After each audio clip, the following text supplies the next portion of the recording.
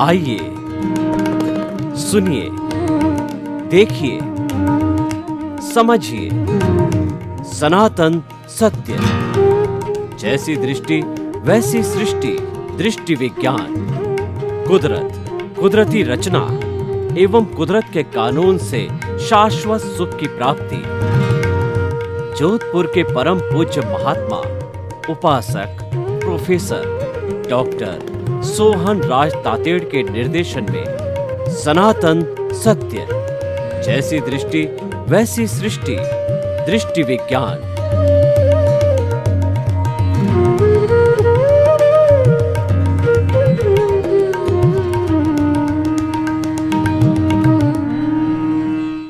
भाइयों और बहनों, मातृशक्ति को नमन।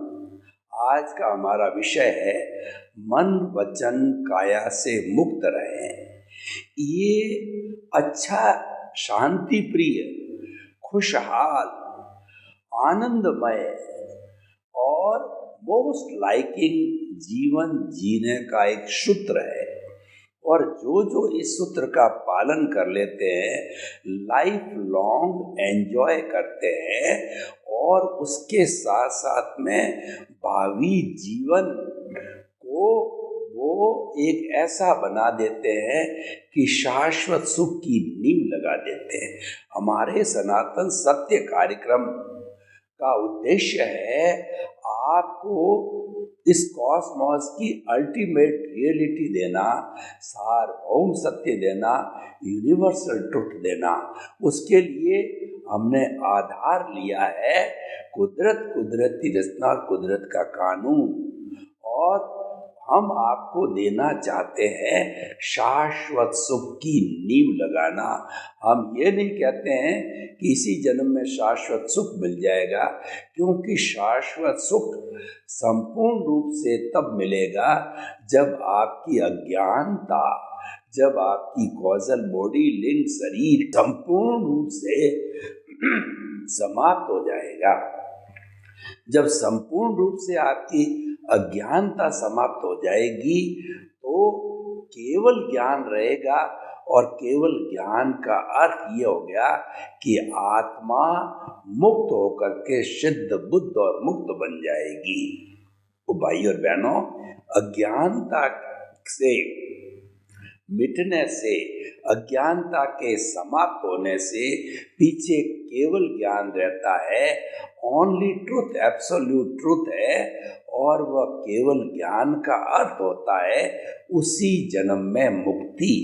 जिसकी अज्ञानता समाप्त हो जाती है वो उसी समय वह व्यक्ति इस औदारिक शरीर में जीता जागता, भगवान पूजनीय, वंदनीय, स्तुत्य हो जाता। जैसे भगवान महावीर हुए, 24 तीर्थंकर हुए, राम हुए, सीता हुई इत्यादि, जनक हुए इत्यादि इत्यादि।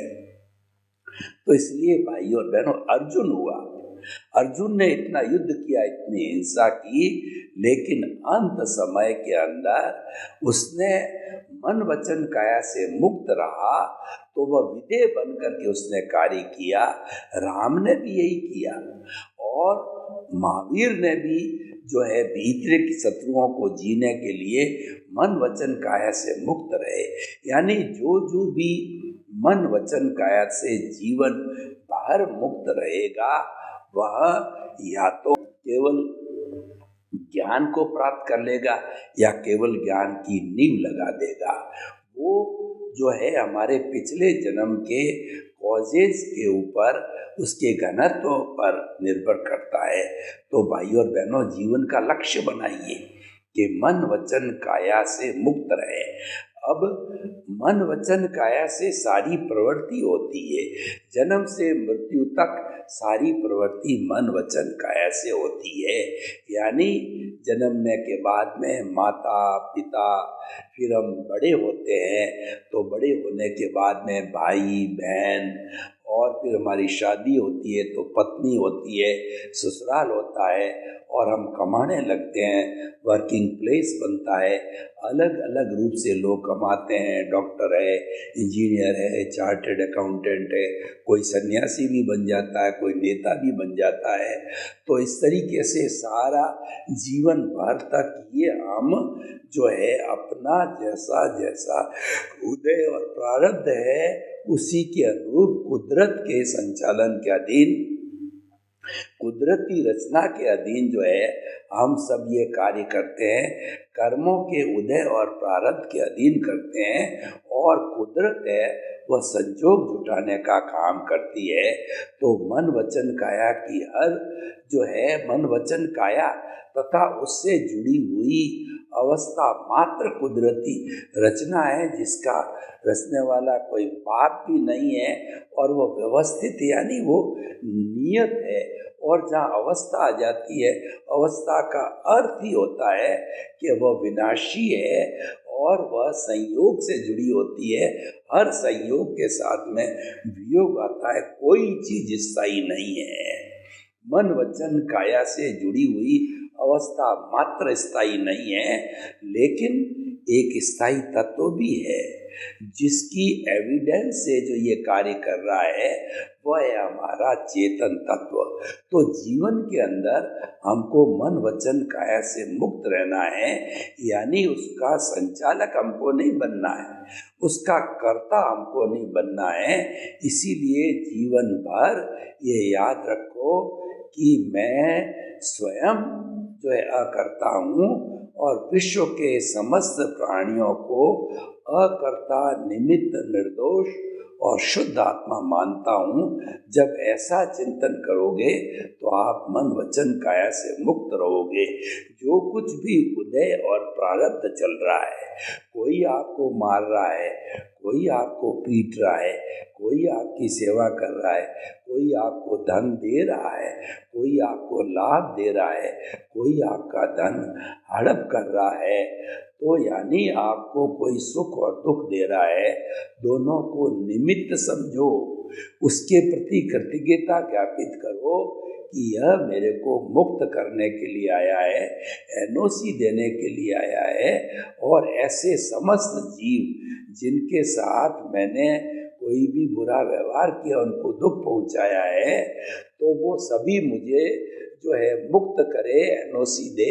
सबकी एनओसी मिलने पर, यानी आपके सारे कर्म क्षय होने पर, आपका भुगतान पूरा होने पर, मन वचन काया की समस्त प्रवृत्तियां समाप्त होके जीरो होने पर आप मुक्त हो जाओगे, सिद्ध बुद्ध मुक्त हो जाओगे, आप शाश्वत सुख को प्राप्त कर लोगे, ब्लिस को प्राप्त कर लोगे। तो सनातन सत्य का उद्देश्य है शाश्वत सुख की नींव लगाना, स्नेह शाश्वत सुख को प्राप्त करना। वो प्राप्त कैसे होगा?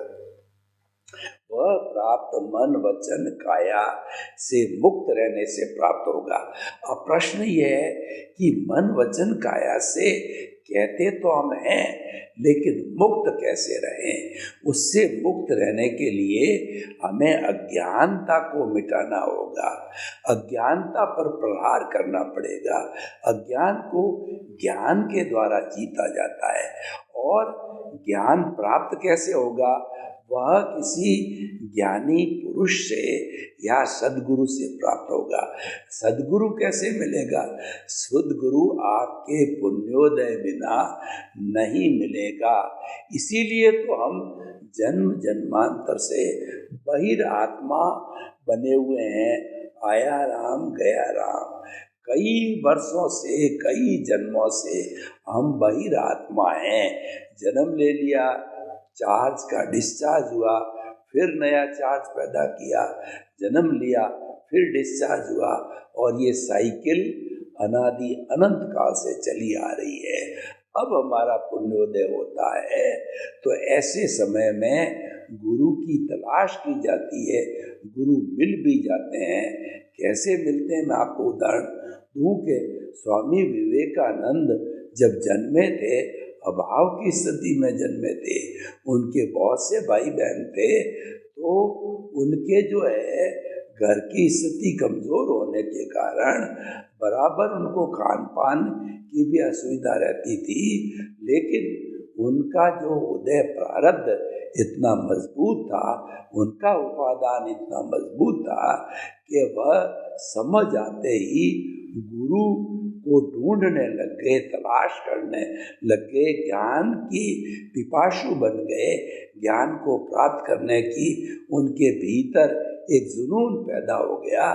तो ऐसी स्थिति के अंदर उन्होंने खूब गुरुओं को ढूंढा, कोई समझने नहीं बैठा, और अंत तो गत्वा जब उनका पुण्योदय हुआ, द्रव्य क्षेत्र काल भाव और काल स्वभाव कर्म पुरुषार्थ और नियति सभी मिले, तो इस कुदरती रचना ने क्या किया कि उन्होंने जो है रामकृष्ण परमहंस को, जो कि हमारी कन्याकुमारी मठ है, वो गुरु के सामने ला करके नरेंद्र नाथ को खड़ा कर दिया। और प्रथम दृष्टवा नरेंद्र नाथ ने रामकृष्ण परमहंस को देखा, रामकृष्ण परमहंस ने नरेंद्र नाथ को देखा, गुरु को शिष्य मिल गया, शिष्य को गुरु मिल गया, ज्योति ज्योति में समाहित हो गई। वहीं से वो स्वामी विवेकानंद बन गए। ये लंबी घटना है, मैं उस सारी घटना में नहीं जाना चाहता हूँ। और एक घटना विशेष रूप से उसमें घटित हुई कि जो रामकृष्ण परमहंस ने कहा, तुम्हारे घर में अभाव कई बार का अभाव की स्थिति है, मैं काली का पुजारी हूँ, काली के मंदिर में जाकर के गुहार करो, निवेदन करो कि हमारी आर्थिक स्थिति अच्छी हो जावे। बहुत बार कहा, तो जो है वो नरेंद्र नाथ वहाँ भीतर गए और देवी की छटा, देवी की दिव्य छटा को देखा, तो वह अभाव को स्वभाव में बदलना तो भूल गए। देवी को कह बैठे कि goddess give me enlightenment, goddess give me enlightenment, goddess give me enlightenment. तथास्तु मिला और उनको ज्ञान प्राप्त हो गया। केवल 36 वर्ष तक जिए, लेकिन उसी ज्ञान की जो है द्वारा उन्होंने 36 वर्ष में प्रैक्टिकल योगा वगैरह इतना कार्य किया कि 125 वर्ष तो हम मना चुके हैं, न मालूम कितनी शताब्दियाँ हम स्वामी विवेकानंद की बनाएंगे। तो ऐसे ज्ञान प्राप्त होता है। आपका भी अगर पुण्योदय होगा तो ज्ञानी पुरुष हाजिर हो जाएंगे, मात्र 2 घंटे के अंदर वह आपका जो है वह दर्शन मोहनीय कर्म है, अनंतानुबंधी कषाय, जो उसका जो भाग है उसको वह भस्मीभूत कर देते हैं और आपका जो है वो आपसे एक MOU करवा लेते हैं कि द्रव्य कर्म, भाव कर्म, 9 कर्म, मन वचन काया तथा मेरे नाम की सब माया आप प्रकट ज्ञानी पुरुष के चरणों में समर्पित है। तो जो ही समर्पण किया आपने, उन्होंने अपनी दिव्य शक्ति से, अपने अतिशय से आपका दर्शन मोहनीय को भस्मीभूत किया और आप कर्ता पद से आप जो अंतरात्मा पद पर बैठ गए, आपका कर्ता भाव पे चौकड़ी लग गई। जन्म जन्मांतर के लिए आप अकर्ता बन गए। और अब क्या होता है, अब देखिए, अब आपका यहाँ से नया जन्म चालू होता है। आपको यह होने के बाद नए जन्म में क्या मिलता है? नए जन्म में आपको भेद विज्ञान मिलता है। भेद विज्ञान क्या कहता है कि मन वचन काय से मुक्त ऐसा मैं शुद्ध आत्मा हूँ। मन वचन काय से मुक्त ऐसा मैं शुद्ध आत्मा हूँ। मन वचन काया कॉजल बॉडी पीछे से लेके आए हो, चार्जिंग करके आए हो। मन वचन काया की बैटरियां चार्ज होके आई है, फिल्म बन के आई है पिछले पूरे जन्म की। वह फिल्म यहाँ इस जन्म के जन्म के साथ ही वह फिल्म खुलने लग गई, बैटरी डिस्चार्ज होने लग गई और ऑटो मोड से चलने लग गई। कुदरत उसकी क्रिएटर ऑपरेटर डिस्ट्रॉयर बन चुकी थी जन्म के समय ही। पिछले जन्म में ही आपने अपनी अंश और सीट कुदरत को दे दी थी और वही संचालन करने लग गई, तो आप ज्ञाता दृष्टा बन गए। मन वचन काया क्या कर रहे हैं, मात्र उसको जानने वाले, देखने वाले, यानी हमारी जो शुद्ध आत्मा है वो मात्र ज्ञाता दृष्टा है और कुछ नहीं है। वो प्योरेस्ट फॉर्म में है, द्रव्य और मूल आत्मा वो ज्ञाता दृष्टा है और वह आपको पाना है, वो आपका ध्येय है, आपका लक्ष्य है, वो स्वरूप को प्राप्त करना अब आपका अंतरात्मा पद का लक्ष्य बन गया। अभी आप शुद्ध आत्मा बने नहीं हो, लेकिन आपको शुद्ध आत्मा बनाने की प्रक्रिया चालू हो गई है।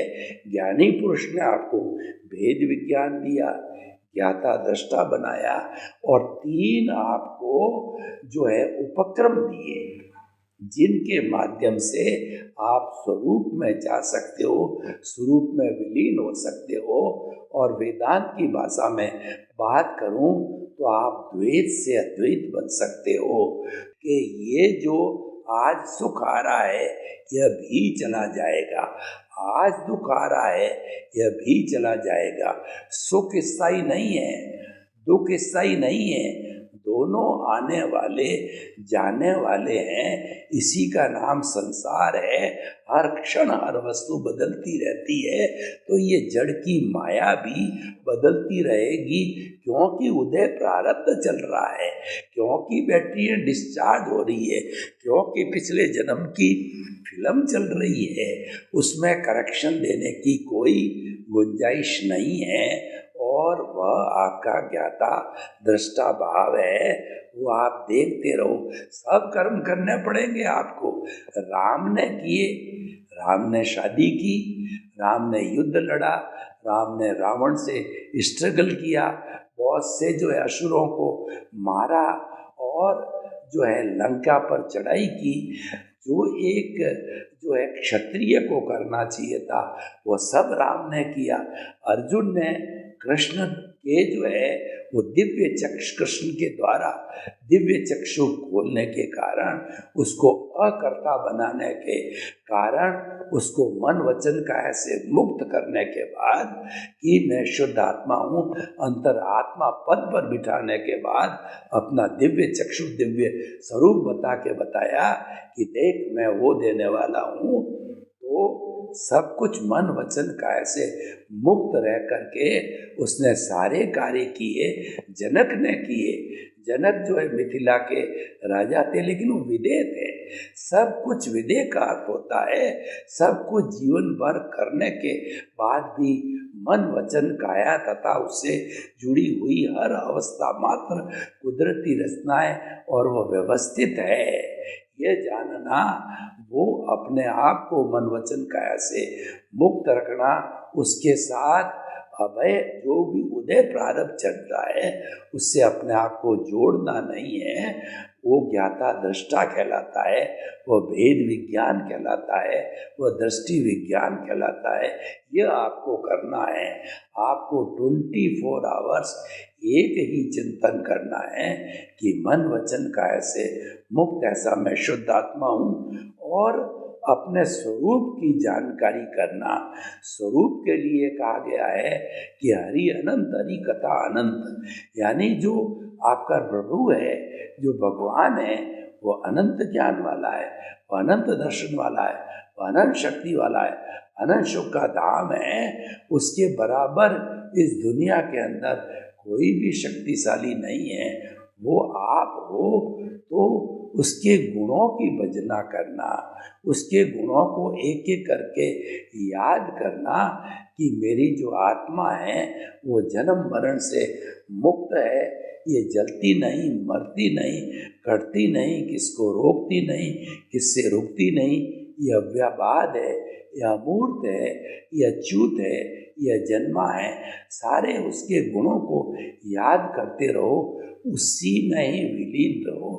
देखिए, हमको जो सफलता कब मिलती है कि हम अर्जुन की तरह लक्ष्य भेदी बनते हैं।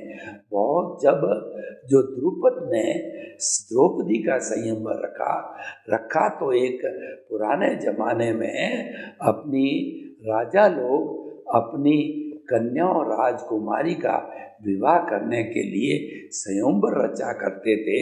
तो द्रुपद ने भी स्वयंवर रखा कि ये जो अग्नि से पैदा हुई द्रौपदी है वह उसको ब्याही जाएगी, जो कि ऊपर जो घूमती हुई मछली जो घूम रही है उस मछली की आँख की जो मछली की परछाई है जो नीचे कुंड में पानी के कुंड में पड़ रही है, तो उस तीरंदाज अंदाज का जो है वो निशाना तो वह कुंड में रहेगा, उसको देख करके तीर चला करके और ऊपर जो मछली घूम रही है उसकी आँख का भेदन करेगा। उसके साथ में जो है वह द्रौपदी का विवाह होगा। तो अर्जुन से पूछा गया, सभी राजकुमार बहुत से आए थे, पूछा गया तो किसी ने कहा हमको तो कुंड दिखाई दे रहा है, किसी ने कहा हमको घूमती हुई मछली दिखाई दे रही है, किसी ने कहा कि हमको तो मछली की पूंछ दिख रही है, किसी ने कहा कि मछली पूरी दिख रही है। अर्जुन ने कहा मुझे तो जो आँख भी नहीं है उसके अलावा कुछ भी नहीं दिखाई दे रहा, लक्ष्य दिखाई दे रहा है। तो आपको वह लक्ष्य बनाना है। 24 आवर्स रात को 12 बजे आप घनी नींद में हो, आपको कोई उठा करके पूछे कि तुम कौन हो, तो आप अगर ज्ञानी पुरुष हो, आपके ज्ञान लिया हुआ है, तो आप ये कहोगे कि रिलेटिव व्यू पॉइंट से अपना नाम बताओगे कि मैं सोहन राज हूँ, और रियल व्यू पॉइंट से मैं शुद्ध आत्मा हूँ। जो मुझे बनना है, जो मुझे प्राप्त करना है, जो मुझे लक्ष्य है वो बनना है, अभी बने नहीं हो। कृपया ये कभी भी हमारे सनातन सत्य में हम मैं शुद्ध आत्मा हूँ तो हम ये कहें तो ये न समझें कि आप शुद्ध आत्मा हो गए हो। ये आपका लक्ष्य है, ये आपका जो है रियल पुरुषार्थ है, ये आपकी जागृति है, वो हम बताना चाहते हैं। पर निश्चित तौर से आपको आत्मा का अनुभव स्वाद प्रारंभ हो गया है, प्रीति हो गई है। तो हमको जो ज्ञानी पुरुष होते हैं वो 100% प्रीति के साथ में 15% जागृति का उपक्रम बना के दे देते हैं, और उसके ऊपर हम नींवें लगा के हमको नींव लगा कर दे देते हैं, उस पर हम महल बनाते हैं। 15% से हम 100% के ऊपर हर वक्त रहने लग जाते हैं। पूरे 99 पे भी नहीं आते, 100 में हर वक्त निवास करते हैं।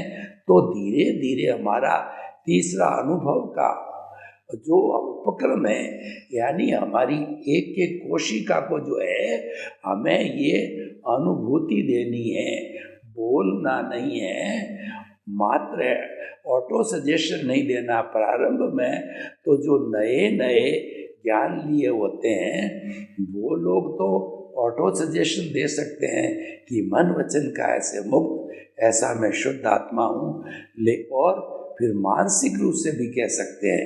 लेकिन जो उच्च स्तर पर साधक पहुँच जाते हैं उनको ऑटोमेटिकली अनुभूति होनी चाहिए।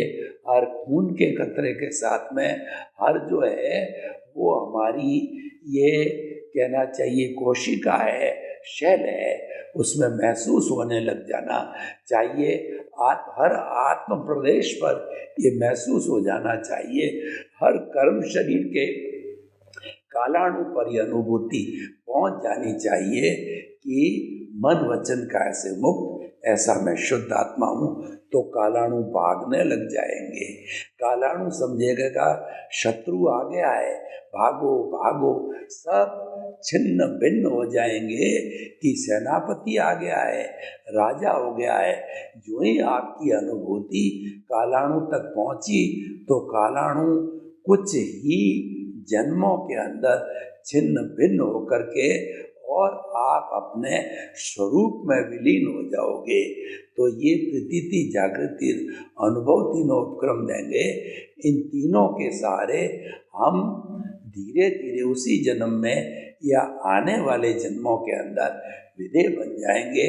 और साथ साथ के अंदर आप ये मनोकामना भी भाव डालते रहो। अब देखिए, जब आप जागृति में रहते हैं, आपके कोई भी अशुभ शुभ जो है वो भाव से कॉज नहीं पड़ते हैं, आपके केवल शुद्ध भाव होते हैं।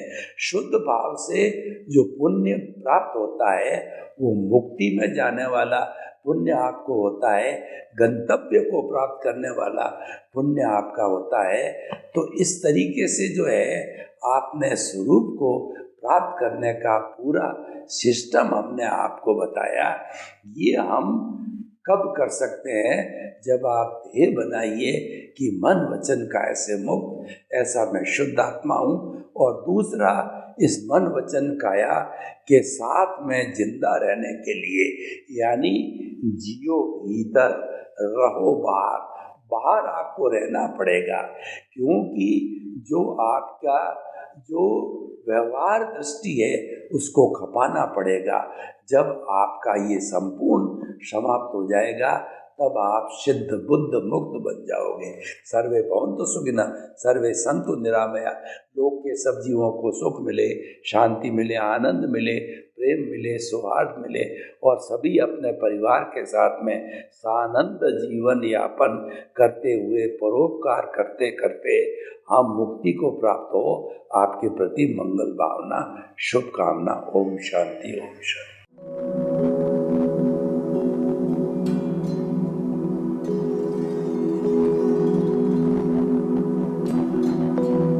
एक ऐसा अंतर्राष्ट्रीय ख्याति प्राप्त मानव जो गुरु प्रेरणा से पिछले 20 वर्षों से वानप्रस्थ जीवन जीते हुए 24 घंटे मानवता की सेवा में संलग्न है।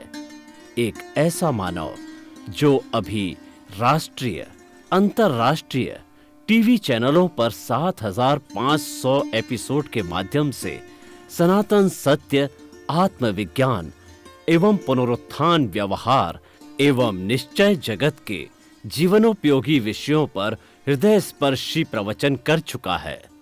उस मानव का नाम है महात्मा उपासक प्रोफेसर डॉक्टर सोहन राज तातेड़। प्रोफेसर तातेड़ द्वारा योग, दर्शन, शिक्षा विषयों पर रचित पीएचडी स्तर के 250 शोध ग्रंथ भारत के 100 प्रतिष्ठित विश्वविद्यालयों में शोधार्थी पढ़ रहे हैं तथा वे सभी शोध ग्रंथ वहां की सेंट्रल लाइब्रेरियों में उपलब्ध हैं। महात्मा सोहन राज ने अभी तक हजारों स्कूलों, कॉलेजों, विश्वविद्यालयों एवं संस्थाओं में सेमिनार, वर्कशॉप, कैंप लगाकर लाखों विद्यार्थियों को योग, दर्शन, शिक्षा का प्रशिक्षण देकर उन्हें सुसंस्कारित किया। डॉक्टर तातेड़ ने भारतीय संस्कृति उत्थान के 4000 से अधिक समसामयिक विषयों पर आर्टिकल लिखकर ऑनलाइन जर्नल, पत्रिकाओं, वेबसाइट्स पर प्रकाशित किया, जिसका उपयोग लाखों पाठक कर रहे हैं। उपासक तातेड़ के 5000 से अधिक आज का सुविचार, आज का शुभ संदेश, आज का मंगल भावना योग आदि चिंतन websites, Twitter, blogger, Facebook, YouTube माध्यमों से लाखों लोग अपना जीवन निर्माण कर रहे हैं। मानवता के मसीहा ऐसे महामानव महात्मा सोहन राज तातेड़ के प्रोफाइल को अभी तक विश्व के 20 लाख दर्शक यूट्यूब पर, 12 लाख गूगल पर एवं लाखों दर्शक फेसबुक, ब्लॉगर, ट्विटर और इंस्टाग्राम पर देख चुके हैं।